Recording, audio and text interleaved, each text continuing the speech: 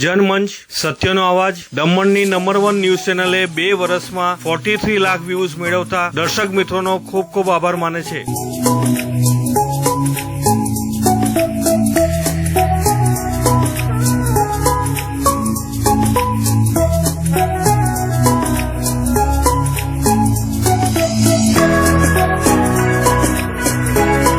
દમણ પ્રશાસન દ્વારા આર્થિક રીતે નબળા વર્ગના લોકો તથા ઔદ્યોગિક કામદારો માટે ગુણવત્તાપૂર્ણ અને સસ્તા રહેઠાણની સુવિધા આપવાના હેતુસર રાહત દરે ભાડાકીય આવાસ યોજના, જેને સ્પર્શ યોજના નામ આપવામાં આવ્યું છે, આ યોજના અંતર્ગત OIDC અને દમણ લેબર ડિપાર્ટમેન્ટ દ્વારા 46 જેટલા ફ્લેટનું નિર્માણ થઈ ગયું છે અને આ 46 ફ્લેટ આવતીકાલે 8 ઓક્ટોબર 2019ના રોજે સંઘ પ્રદેશ દમણ દીવ દાદરાનગર હવેલીના પ્રશાસક પ્રફુલભાઈ પટેલના હસ્તે 46 ફ્લેટના લાભાર્થીઓને આવતીકાલે આ ફ્લેટની ચાવી આપી તેમને ગૃહ પ્રવેશ કરવામાં આવશે. સંઘ પ્રદેશ પ્રશાસન દ્વારા આ યોજનાનું નામ એ સ્પર્શ હાઉસિંગ સ્કીમ આપવામાં આવ્યું છે, જેમાં શ્રમયોગી આવાસનું નિર્માણ એ નાની દમણના રીંગણવાડા ખાતે ગ્રાઉન્ડ પ્લસ 3 ફ્લોર એવા બિલ્ડિંગનું નિર્માણ કરવામાં આવ્યું છે અને આ બિલ્ડિંગમાં દમણની ઔદ્યોગિક ઇકાઈઓમાં કાર્ય કરતા કામદારો અને ગરીબ વર્ગના લોકો માટે 46 જેટલા ફ્લેટ આવાસનું નિર્માણ કરવામાં આવ્યું છે અને જેમને આવતીકાલે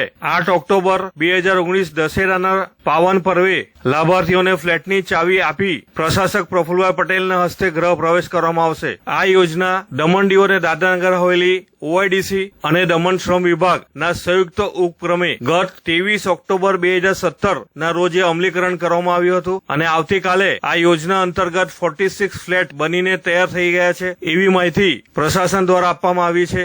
નાની દમણના રીંગણવાડા ખાતે 1600 સ્ક્વેર મીટર ના જમીનના ક્ષેત્રફળમાં ગ્રાઉન્ડ પ્લસ 3 ફ્લોર ના બિલ્ડિંગનું નિર્માણ થયું છે. એક રૂમ 325 સ્ક્વેર ફીટનો છે, જેમાં બેડરૂમ, ટોયલેટ અને કિચનનો સમાવેશ થયો છે. આ સ્પર્શ યોજના અંતર્ગત જે આવાસ તૈયાર કર્યા છે એ દમણના ઔદ્યોગિક એકમોમાં કામ કરતા કામદારો માટે છે, જેઓએ માસિક 600 રૂપિયા આપવાના રહેશે અને તેમાંથી 300 રૂપિયા એ દમણ શ્રમ વિભાગ એ તેમના બેંક એકાઉન્ટમાં પાછા કરી દેશે. આ સ્પર્શ યોજના અંતર્ગત દમણ પ્રશાસનનો હેતુ છે કે દમણના ઔદ્યોગિક એકમોમાં કામ કરતા કામદારોને સુવિધાયુક્ત અને ગુણવત્તાયુક્ત આવાસ આપવામાં આવે, જેથી કરી તેઓનો આરોગ્યની દેખરેખ થાય. આ યોજનાના લાભાર્થી કામદારોની આવક એ વાર્ષિક 2.5 લાખ કરતા ઓછી હોવી જોઈએ, એઓને જ આ આવાસ યોજનાનો લાભ મળી શકશે એવી માહિતી આપવામાં આવી છે.